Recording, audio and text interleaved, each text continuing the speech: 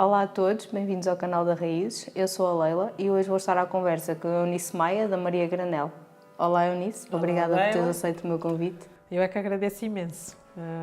E pode parecer um lugar comum, mas é muito, muito sincero da minha parte. Queria agradecer-te imenso o convite e o facto de estar um bocadinho da Maria Granel através desta conversa no vosso projeto, que admiramos muito. Eu se calhar começava um bocadinho a nossa conversa no teu percurso. Há uns anos atrás eras completamente diferente daquilo que és agora. Completamente. Queres-nos falar um bocadinho sobre isso, explicar como é que foi a tua evolução? Sim, posso dizer-te que, para já, se há 10 anos me dissessem que eu estaria à frente de uma mercearia, eu não acreditaria.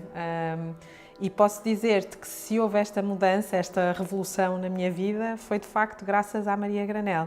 E aquilo que começa por ser um projeto de amor e de recuperação de um património afetivo e das raízes ligadas à terra, transforma-se depois numa autêntica missão que tem um impacto profundo na minha vida e no meu trajeto pessoal. E, portanto, eu passo de um paradigma totalmente consumista, e estou a falar mesmo de um consumismo irracional, impulsivo, sobretudo em termos de vestuário, lembro perfeitamente, que talvez refletisse uma busca de algo que eu não tivesse ainda encontrado, portanto era algo que me satisfazia, mas de forma muito superficial e muito instantânea, e cuja essência, entretanto, descobri o que era, e portanto eu acho que esse apelo, no fundo, estava a mascarar uma outra necessidade. Ou seja, estavas a mascarar nas compras algo que exatamente, estavas à procura de um ti impulso própria. pessoal, uma paixão que não estava a acontecer e que eu desejava veementemente, sem dúvida. E foi muito difícil tu conseguires ter a clareza para perceber isso? Eu acho que a transição foi acontecendo de forma muito natural e só neste momento, quando olho para trás, é que me apercebo verdadeiramente. Que isso aconteceu, porque Sim. foi um caminho natural, não é? Foi muito natural. Muito natural, não acho que tenha sido precipitado nem de um dia para o outro e, portanto, foi também muito sustentado e muito enraizado. E tenho muito orgulho nisso, porque eu podia ter tendência para esconder, inclusivamente por ser completamente o oposto do que faço neste momento, mas acho pessoalmente que dá muito mais força e sentido àquilo que eu faço. Sim. Eu acho que, não é, o facto de tu ter sido assim e tu conseguires mostrar isso e como é possível mudar. Sim. Eu até costumo de forma brincar. tão natural e Exato. de não ser uma coisa forçada. Sim.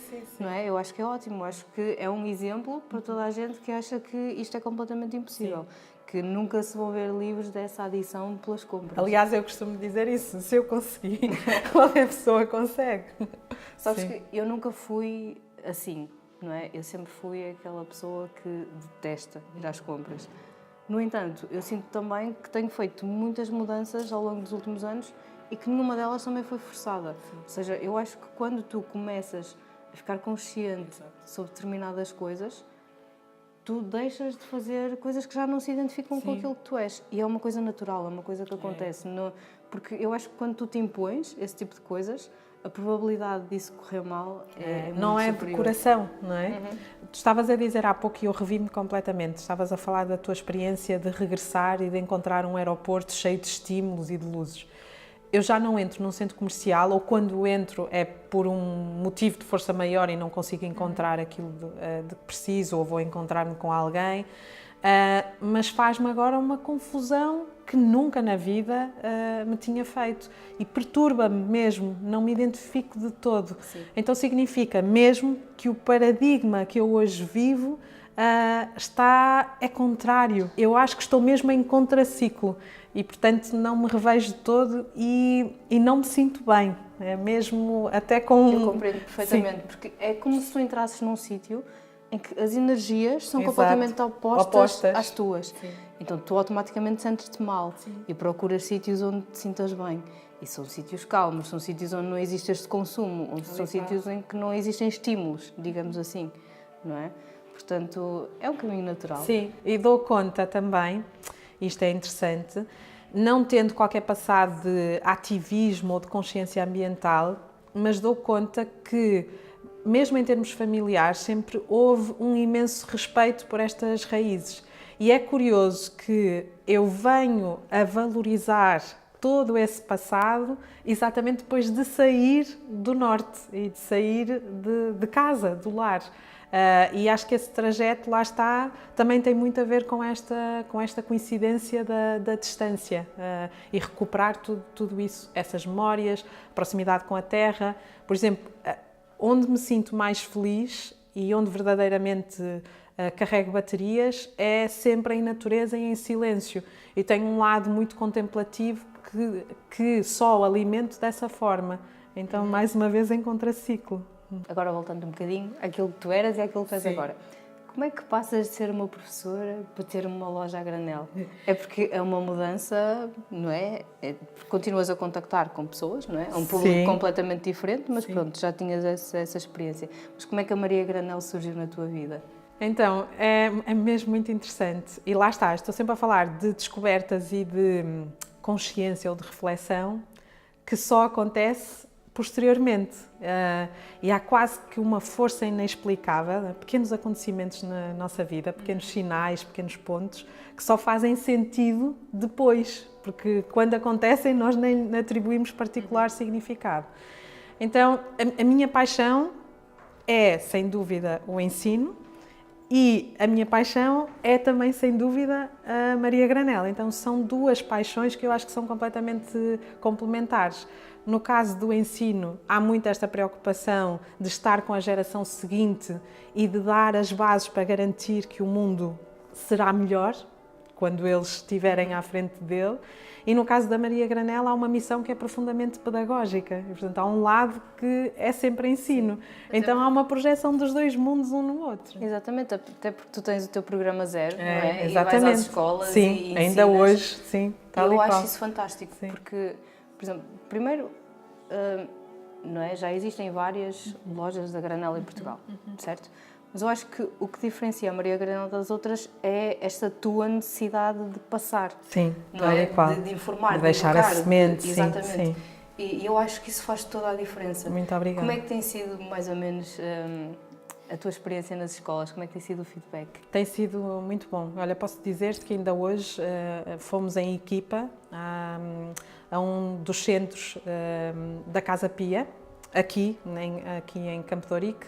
Portanto, mais uma vez, esta tentativa de nos aproximarmos da comunidade em que estamos inseridos. E foi surpreendente, porque para já demos conta que a escola já estava a implementar uma série de práticas de redução. Tem horta, fazem compostagem, separam também os resíduos, ou seja, nota-se que há já vários caminhos que estão a ser percorridos e eventualmente aquilo que está a faltar e aí que entramos é dar uma ligação e haver aqui uma espécie de guarda-chuva que una tudo isto, dar um propósito, uma certa coerência. E, portanto, tem sido extraordinário porque nós apercebemos das mudanças efetivas que acontecem. Depois, outro exemplo que a mim me tocou e emocionou imenso foi ver num projeto, depois de termos feito um projeto e de termos ido a uma exposição da Ana Pego, a reação depois dos miúdos no terreno. Foram os próprios miúdos que obrigaram a escola a fazer com que não houvesse palhinhas no bar. E, portanto, isto é mesmo dar ferramentas e empoderar as pessoas que estão na escola. E há muita vontade. As pessoas querem mesmo muito mudar. E às vezes é só mostrar as alternativas. Sim, eu acho que o que falta muito, se calhar, neste momento, são estas ferramentas. Sim. Porque eu acho que muita gente não sabe, quer mudar, mas não sabe como. Como, exatamente. E eu acho que o trabalho que vocês fazem nesse sentido, e mesmo com as opções que têm aqui na loja, eu acho que é incrível. Porque, não é? Permite a qualquer pessoa que não perceba nada do assunto ter uma escolha um bocadinho mais consciente e mais sustentável. Exatamente. E temos uma preocupação também. A verdade é que temos muita preocupação de mostrar, independentemente do sítio onde nos encontramos, que as pessoas já têm os recursos à sua disposição para fazer a mudança. Basta que os miúdos, por exemplo, não precisam de comprar uma garrafa, basta usarem uma garrafa que já tenham lá em casa, reutilizar. A mesma coisa com os lanches, não precisam de comprar, por exemplo, uma película, um substituto de película, pode vir embrulhada em pano. Então, é mostrar todas estas alternativas com aquilo que já temos. E é muito esta a mentalidade. Sim, agora indo um bocadinho por aí, sabes que eu tenho notado, agora cada vez mais com cada vez mais pessoas a surgirem, a dizer que são zero wasters, esse tipo de coisas todas, eu tenho notado que existe um crescente consumo por este tipo de coisas, não é? E que normalmente não seria necessário, porque nós temos essas opções em casa, só que o que está a passar agora na internet e por aí fora é que tu, para ser zero waster, tu tens que ter estas coisas. Não. E é exatamente o contrário. É o oposto. Aliás, o passo mais importante e mais poderoso é o não. E, portanto, se eu sei, não é isso verdadeiramente o consumo consciente. Eu preciso, antes de adquirir, de passar por todas as perguntas e por todas as etapas. Será que preciso mesmo disto? O que é que eu já tenho que posso reutilizar? Que destino é que eu lhe vou dar? Eu vou mesmo utilizar? Que durabilidade é que este produto tem? Como é que se vai descartar? Qual é o final de vida? Posso dar-lhe um outro uso diferente depois, quando ele terminar? Então, quando fazemos todas estas perguntas, e ainda bem, obviamente, que há alternativas à disposição, mas elas são mesmo alternativas e, portanto, se eu já tiver em casa, eu não preciso de as consumir. Portanto, senão o problema mantém-se, seja plástico ou seja uma alternativa compostável ou biodegradável, reutilizável, quer dizer, vai ser se calhar o problema estamos a deitar coisas fora em casa para comprar coisas novas que fazem exatamente a mesma coisa, só que pronto, são bambu, tal e qual, não é? Ou são vidro. E isso não faz qualquer sentido, não é? Porque se nós temos coisas de plástico em casa, pronto, nós já as temos. Se nós estamos a contribuir para o problema e a continuar a gerar desperdício, sem dúvida. Mas isso eu acho que é uma coisa difícil, não é? Das pessoas que estão agora a começar neste movimento, digamos assim, de perceberem. Porque a informação que nos chega de todo lado é tão difusa, então tu tens que ter isto, tens que ter aquilo. É muito a questão do ter, não é? Sim. E toda a gente tem que ter, e tu para ser zero waste tens que fazer isto, aquilo e aquilo, só podes ter não sei quantas coisas em casa. E eu acho que nos estamos a limitar a pôr em caixas, tal e qual. E é muito complicado. E há outra questão também, que é, e eu acho que é uma questão muito válida, ainda bem que ela surge de forma muito aguda, que é associar o zero waste a um lifestyle que é exclusivo e que é mais dispendioso. E isso também é importante desconstruir, porque mais uma vez depende das opções que nós tomamos. Sim. E eu vou dar um exemplo muito concreto. Quando nós pensamos num copo menstrual, nós estamos a pensar num objeto que custa sensivelmente 24 euros. Pensando isoladamente, 24 euros de facto é muito dinheiro. Mas é importante pensarmos, quando estamos a usar dos descartáveis tampões e pensos, nós gastamos 24 euros em muito menos tempo. Aquele copo menstrual dura-me 10 anos. E, portanto, é tudo isto também que é preciso colocar na balança.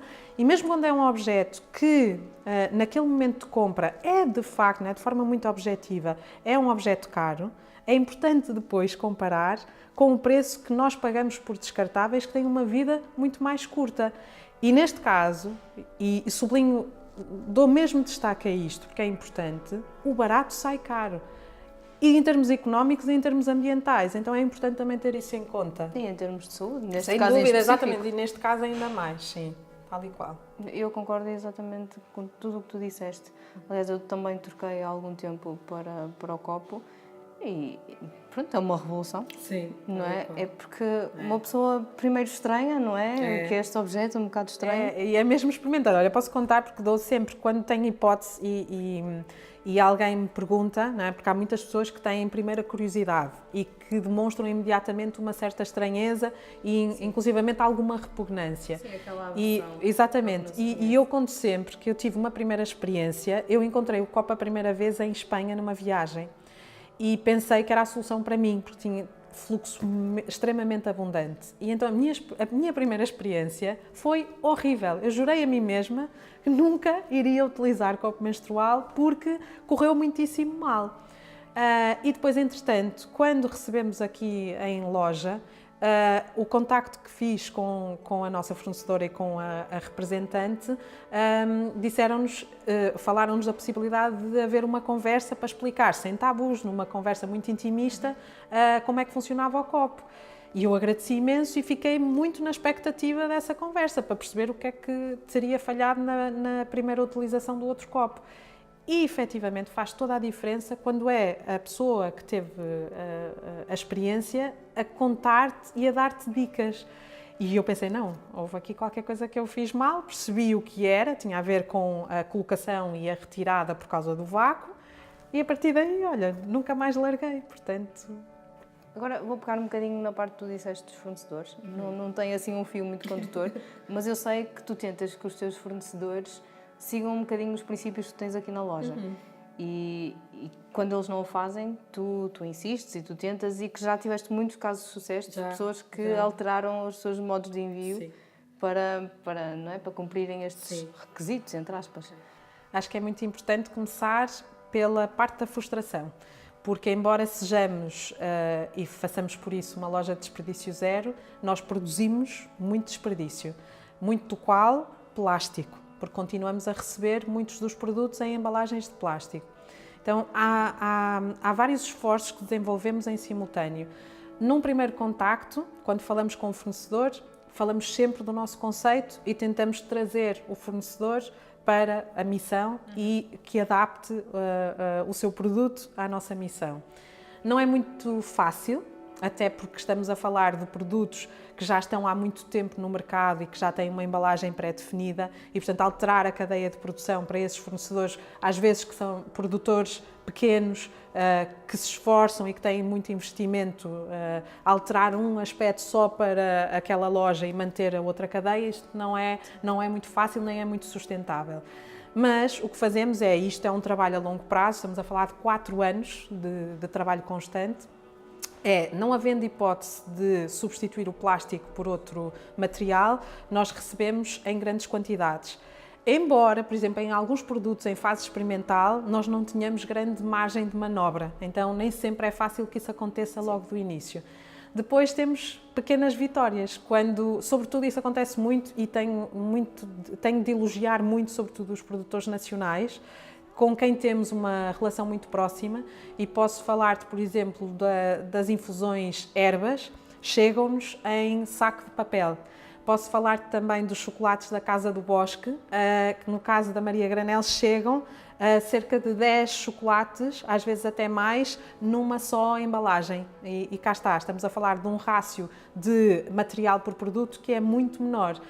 Então são estas pequenas vitórias. Por exemplo, há muitas marcas que têm tendência a mandar imensos folhetos. Aquilo que fazemos mandem só um, fica exposto na loja e as pessoas que quiserem fotografam. Então são pequenos detalhes, né? As pessoas podem pensar, isso é insignificante, mas se pensarem, né, de cada vez que vem uma remessa nova, nós estamos a evitar todos aqueles folhetos, estamos a ter um impacto significativo.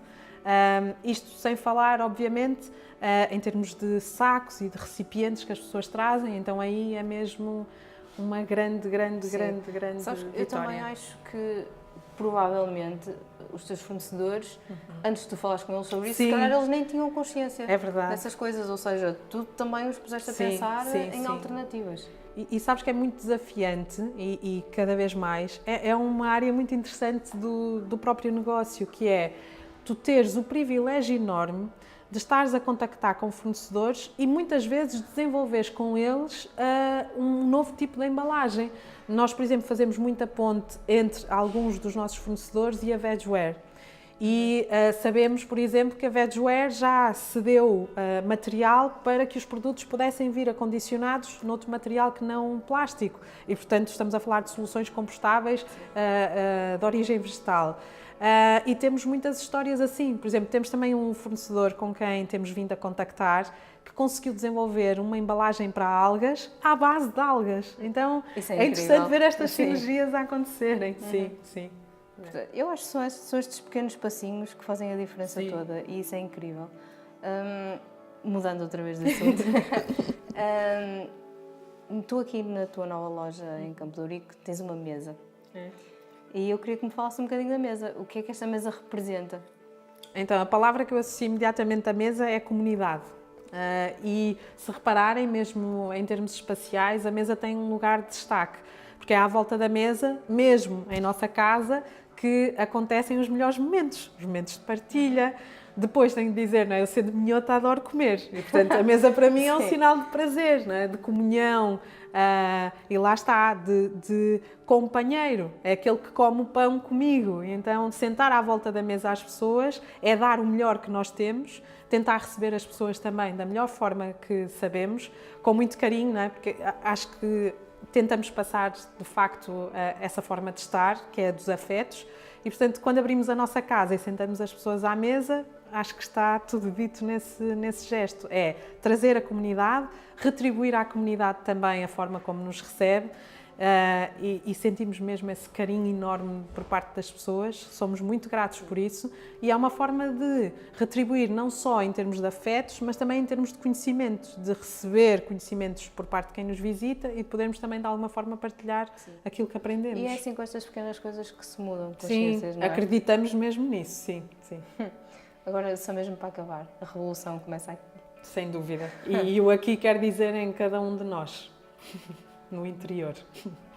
Por isso, caros leitores, a revolução começa dentro de nós. Obrigada por estarem desse lado.